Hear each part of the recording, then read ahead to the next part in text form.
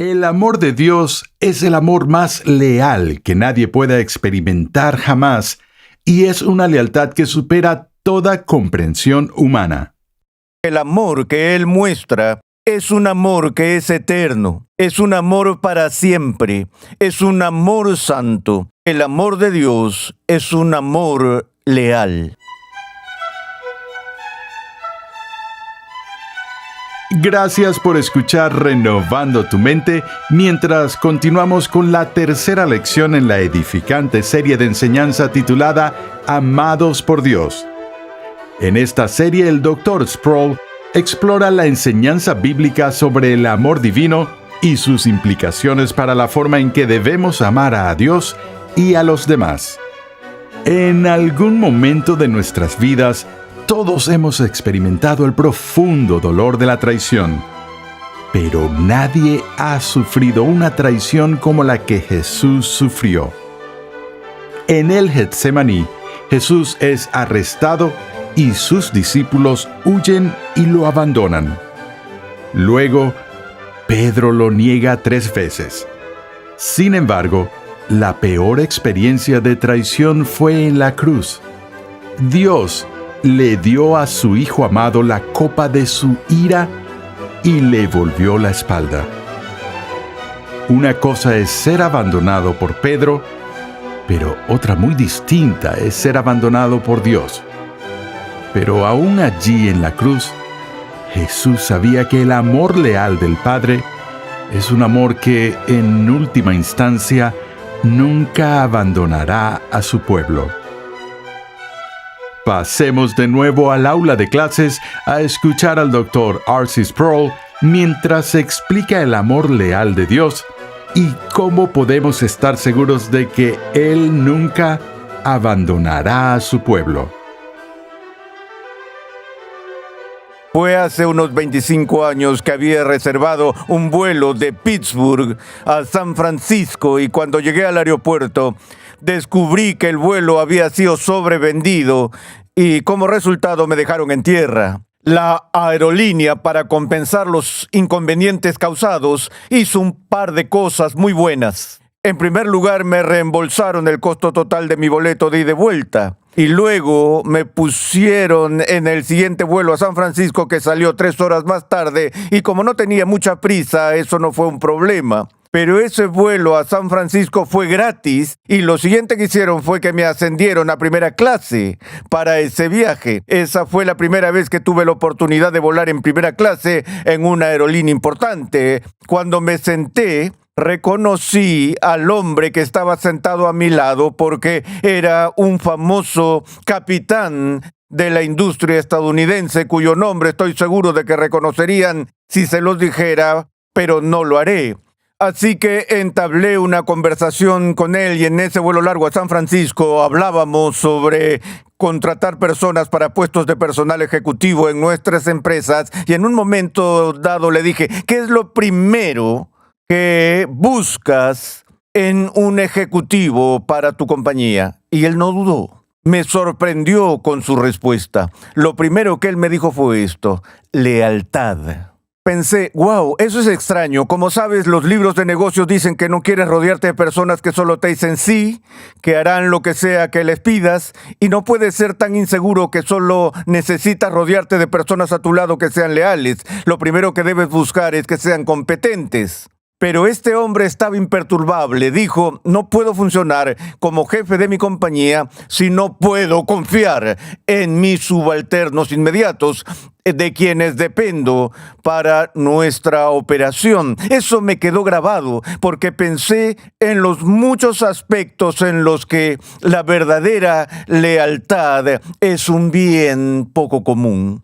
Luego, hace unos años, vi la película Corazón Valiente, y era la crónica, la versión de Hollywood de William Wallace y su lucha por la independencia de los escoceses. Recuerdo ese momento conmovedor en la película, cuando el aliado de confianza de William Wallace, Robert de Bruce, lo traicionó. Y no sabías en ese momento quién era el traidor, pero cuando se reveló que era su aliado de confianza, Robert de Bruce, me congelé en mi asiento y miré la pantalla y vi el retrato del hombre que interpretaba Robert de Bruce, y su rostro se transformó en el de un amigo mío en el que había confiado profundamente en mi vida y que me había traicionado. Tuve esta terrible sensación en el estómago, ese sentimiento que viene cuando te das cuenta de que te han traicionado. Estoy seguro de que todas las personas han experimentado alguna vez ese profundo dolor de haber sido traicionado.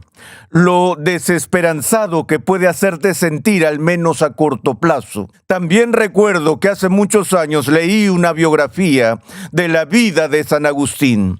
Y Agustín menciona hacia el final de su vida que había sido traicionado tantas veces por sus amigos más cercanos que había llegado al punto, sin cinismo y creo que sin amargura, donde resolvió confiar su vida a Cristo y a Cristo solo. Porque a fin de cuentas, hay muy pocas personas que se quedarán contigo en tiempos de gran dificultad. Y la razón por la que estoy hablando de esto es que una de las cosas que la Escritura revela sobre el carácter de Dios, ya hemos visto que el amor que Él muestra es un amor que es eterno. Es un amor para siempre, es un amor santo, pero también tenemos que entender que el amor de Dios es un amor leal. De hecho, es el amor más leal que alguien puede experimentar y es una lealtad que supera toda comprensión humana. Quiero que hoy pasemos tiempo viendo el lado opuesto del amor leal de Dios antes de ver la dimensión positiva del mismo. Y me centraré en algunos actos de deslealtad y sus consecuencias, tal como las encontramos en las Escrituras.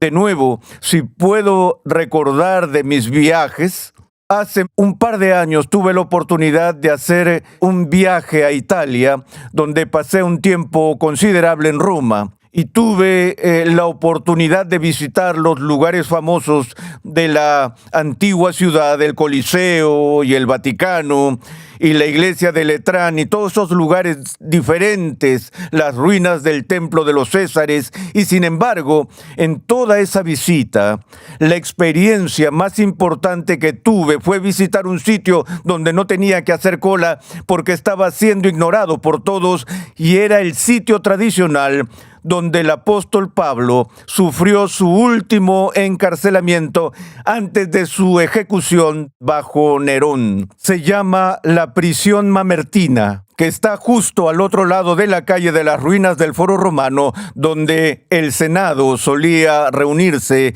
en la Roma imperial. Esta prisión no era más que una antigua cisterna que había sido cortada de roca sólida y era una habitación de 2 o 3 metros de alto y unos casi 5 metros de ancho. Era subterráneo porque se había utilizado originalmente para almacenar agua. Tenías que bajar escaleras. Entré a ese lugar que se parecía a una cueva, piedra sólida, oscura, húmeda, solitaria, y tuve la imagen del apóstol Pablo pasando sus últimos días y sus últimas horas en este terrible lugar esperando la espada de la ejecución. Sospecho, aunque no sabemos con certeza, que fue desde este sitio que el apóstol Pablo escribió su última carta, aquella que está incluida en el Nuevo Testamento, la despedida a su amado amigo y discípulo Timoteo. Leemos en 2 de Timoteo, al final del libro, estas palabras en el capítulo 4. Pablo dice en el versículo 6 a Timoteo: porque yo ya estoy para ser derramado como una ofrenda de libación, y el tiempo de mi partida ha llegado. He peleado la buena batalla, he terminado la carrera, he guardado la fe. En el futuro me está reservada la corona de justicia que el Señor, el juez justo, me entregará en aquel día. Y no solo a mí, sino también a todos los que aman su venida. Ahora escucha lo que dice. Tengo que decir que, como sabes, los editores de varias versiones de la Biblia a menudo ponen subtítulos en el texto. Así que a medida que avanzas en el texto y estás buscando un pasaje en particular y no sabes exactamente dónde está, estos subtítulos te darán una pista sobre cuál es el contenido del siguiente párrafo, más o menos. El subtítulo en la Nueva King James para los versículos 9 en adelante es este: el apóstol abandonado. Así es como captura la esencia de lo que Pablo está a punto de decir. En el versículo 9 le dice a Timoteo: procura venir a verme pronto. Timoteo, ven rápido. Como sabes, su tiempo se está acabando. Timoteo todavía está ya en Éfeso y tiene que recibir esta carta y apurarse tan rápido como pueda para estar al lado de Pablo. Pero escucha la angustia de esta súplica. Procura venir a verme pronto, pues Demas me ha abandonado, habiendo amado este mundo presente, y se ha ido a Tesalónica. Crescente se fue a Galacia y Tito a Dalmacia. Solo Lucas está conmigo. Toma a Marcos y tráelo contigo, porque me es útil para el ministerio. Pero a Tíquico lo envié a Éfeso. Cuando vengas, trae la capa que dejé en Troas con Carpo, y los libros, especialmente los pergaminos. Alejandro, el calderero, me hizo mucho daño. El Señor le retribuirá conforme a sus hechos. Tú también cuídate de él, pues se opone vigorosamente a nuestra enseñanza. En mi primera defensa, nadie estuvo a mi lado. Nadie estuvo a mi lado, sino que todos me abandonaron. Que no se les tenga en cuenta. Antes de continuar desde allí, echemos un vistazo a lo que dice: procura venir a verme pronto, pues Demas me ha abandonado. Si lees las epístolas del apóstol Pablo con cuidado, verás que Demas no solo era un conocido cualquiera de Pablo.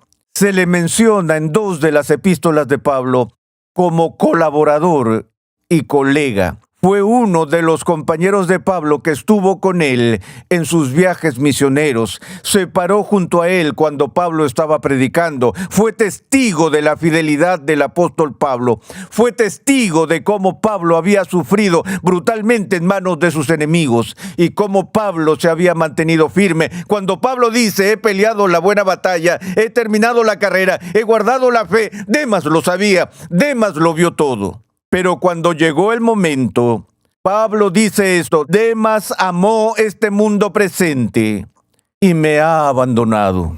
¿Te imaginas cómo se sintió Pablo cuando Demas salió? Lo dejó en esta cisterna, esperando su ejecución. Luego continúa diciendo que otros se han ido.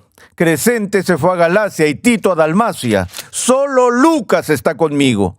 Lucas es el único, Lucas el que fue con él en sus viajes misioneros, Lucas quien narró el ministerio de Pablo en su libro de Hechos. Lucas fue leal a Pablo hasta el último minuto, pero luego continúa diciendo: toma a Marcos y tráelo contigo porque me es útil para mí. ¿No es esto asombroso? Pablo despidió a Marcos de los viajes misioneros. Sin embargo, a pesar que lo despidió porque Marcos no era adecuado para ese trabajo en particular, todavía tenía mucho que era útil para contribuir al ministerio apostólico. Y ahora, en su hora final, Pablo dice: toma a Marcos, trae a Marcos aquí. A Tíquico lo envié a Éfeso.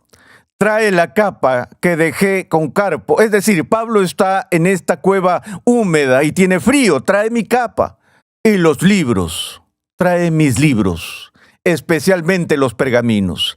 Hay una historia de un antiguo César que tenía una apreciada colección de libros y estaba huyendo de los enemigos y tuvo que saltar al río y cruzar nadando. Estaba vestido con estas preciosas prendas de la realeza y no pensó en ellas, pero agarró sus libros y se zambulló en el agua, sostuvo los libros sobre su cabeza mientras se abría paso a través del canal y su ropa fue destruida, pero salvó sus libros y se hizo famoso como un emperador que amaba aprender más de lo que amaba el esplendor de su ropa. Este es el apóstol Pablo. Está listo para morir. Dijo, tráeme mis pergaminos. Quiero la palabra. Alejandro el calderero me hizo mucho daño. El Señor le retribuirá conforme a sus hechos. Tú también cuídate de él. Luego dijo, en mi primera defensa, nadie estuvo a mi lado, sino que todos me abandonaron. Que no se les tenga en cuenta. Pero ahora escuchen lo que Pablo dice. Pero el Señor estuvo conmigo y me fortaleció, a fin de que por mí se cumpliera cabalmente la proclamación del mensaje y que todos los gentiles oyeran. Y fui librado de la boca del león. El Señor me librará de toda obra mala y me traerá a salvo a su reino celestial. A Él sea la gloria por los siglos de los siglos. Amén. Todos se fueron, todos me abandonaron en mi primer juicio, excepto Jesús. Él estaba allí, Él estaba conmigo, tal como dijo que estaría. Él fue leal y me fortaleció. Pablo ahora sale de su depresión, por así decirlo, en un estado de exaltación y de doxología, donde canta alabanzas a la gloria de su Señor, que lo fortaleció, que promete no abandonarlo y que estará con él y será quien lo lleve a su reino eterno. Lo que sostuvo al apóstol Pablo a lo largo de su vida fue su completa confianza en el amor leal de Cristo, el amor que no lo soltaría. Ahora, este Cristo podría identificarse con la misma experiencia de la que Pablo escribe tan conmovedoramente al final de su vida. Si nos remontamos al capítulo 14 del Evangelio según San Marcos, vemos a Jesús entrando en su pasión en el huerto de Getsemaní, cuando lucha con el Padre sobre la copa que ha sido puesta delante de él, la copa del juicio divino. Le suplica al Padre que deje pasar esa copa de él y reúne a sus amigos íntimos, a sus discípulos, para que estén con él y dice, velen conmigo.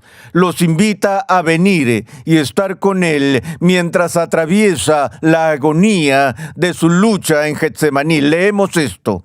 Versículo 32 del capítulo 14 del Evangelio de Marcos. Llegaron a un lugar que se llama Getsemaní. Y Jesús dijo a sus discípulos, siéntense aquí hasta que yo haya orado. Tomó con él a Pedro, a Jacobo y a Juan y comenzó a afligirse y a angustiarse mucho. Les dijo a ellos, mi alma, este es el Señor Jesús, diciéndole a sus amigos más cercanos, mi alma está muy afligida hasta el punto de la muerte. Les dijo, quédense aquí y velen. Adelantándose un poco, se postró en tierra y oraba que si fuera posible pasara de él aquella hora y decía, Abba Padre, para ti todas las cosas son posibles, aparta de mí esta copa, pero no sea lo que yo quiero, sino lo que tú quieras.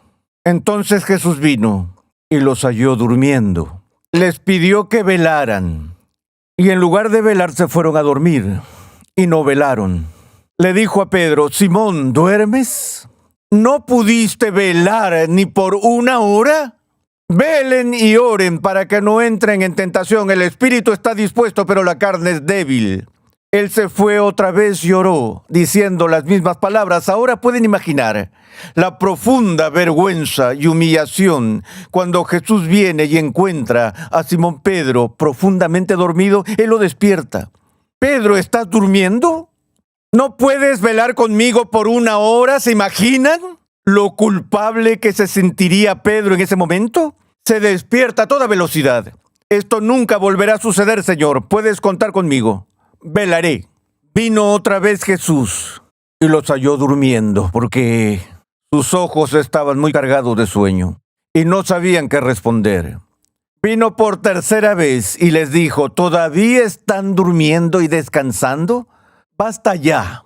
Vean, ha llegado la hora y el Hijo del Hombre es entregado en manos de pecadores. Levántense, vamos, miren.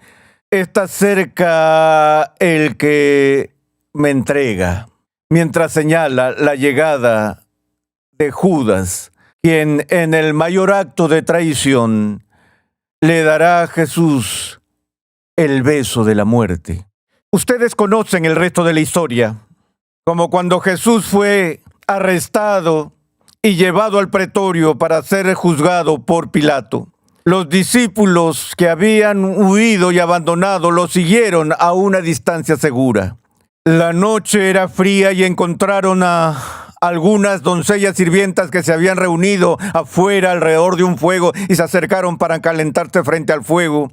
Y esta sirviente escuchó a Pedro hablar con sus amigos y detectó su acento, que era de Galilea. Y esta sirvienta le dice a Pedro, ¿no era uno de los oficiales o funcionarios? Dice, ¡ja! Estás con el Galileo. Yo no. 3 veces niega a Cristo en público. La tercera vez con maldiciones. Nunca conocí al hombre del que hablan. No me asocies con él. En ese mismo momento, la tercera vez que niega a Jesús, de repente Jesús aparece moviéndose a través del patio y la Escritura nos dice que sus ojos se posaron en Pedro. No creo que en la historia del mundo haya habido un cruce de miradas más doloroso que esa noche entre Jesús y Pedro. Jesús no dice nada, solo lo ve. Pedro está devastado. Felizmente, por supuesto, Pedro se arrepintió y fue restaurado y vivió su título como la roca, pero esa noche la roca no era más que arena tamizada, dado que amaba más este mundo presente que a su Salvador. Pero entonces, si quieres hablar de traición, la peor experiencia de traición y una sensación de deslealtad fue en la cruz, cuando Dios le da de beber esa copa a su amado Hijo, le da la espalda, envía a Cristo al infierno en la cruz, pone la plenitud de la maldición sobre él. Y en ese horrible momento, Cristo grita en agonía, Dios mío, ¿por qué me has abandonado? Una cosa es ser abandonado por Pedro, otra cosa es ser abandonado por Demas, pero ser abandonado por Dios. Pero por supuesto Jesús sabía lo que había en esa copa. Él sabía que si iba a cumplir el plan de redención, era necesario que el Padre lo sometiera a este castigo por el pecado, porque el castigo final por el pecado es la separación de Dios del pecador. Leemos en Isaías 53.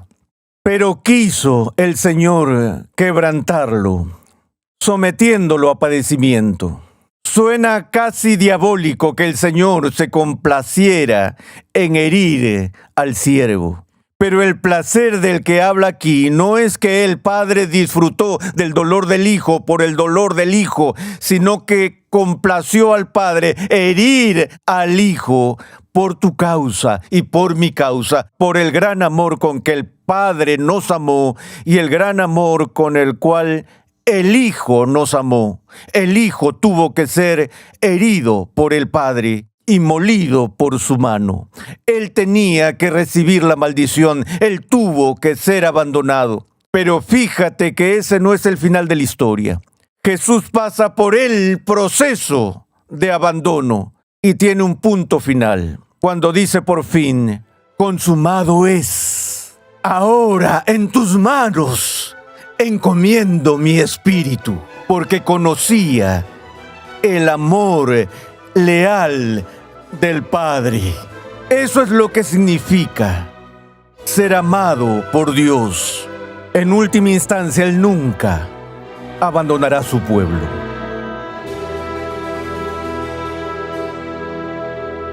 Amén. Gloria a Dios por su fidelidad. Estás escuchando Renovando tu Mente mientras continuamos con la serie del Dr. R.C. Sproul, Amados por Dios. Por favor, visita nuestra página web renovandotumente.org, donde podrás solicitar gratuitamente una guía de estudio para tu edificación personal o para usarla en grupos pequeños. La nueva traducción y edición al español del conocido libro de R.C. Sproul, Escogidos por Dios, ya está disponible. En esta edición actualizada y ampliada de Escogidos por Dios, Sproul muestra que la doctrina de la predestinación no crea una imagen caprichosa o rencorosa de Dios, sino que pinta el retrato de un Dios amoroso que provee redención a una humanidad radicalmente corrupta. Para más información visita la página web escogidospordios.com hoy mismo.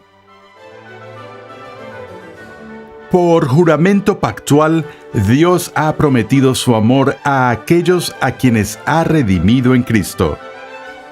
En el siguiente episodio de Renovando tu Mente, R.C. Sproul nos enseña sobre el pacto eterno que Dios hace con su pueblo y demuestra que nada puede separarnos de este amor leal e inmutable. Renovando tu Mente es una producción de los Ministerios Ligonier, la confraternidad de enseñanza fundada por el Dr. R.C. Sproul. Nuestra misión, pasión y propósito es ayudar a las personas a crecer en su conocimiento de Dios y su santidad. Suscríbete a nuestro canal en YouTube, Ministerios Ligonier, y sé parte de los más de 100,000 suscriptores que disfrutan de todo el material de enseñanza que estamos produciendo completamente gratis y en español. Te invitamos a escuchar nuestro siguiente episodio y a unirte a nuestra gran comunidad virtual en las redes sociales.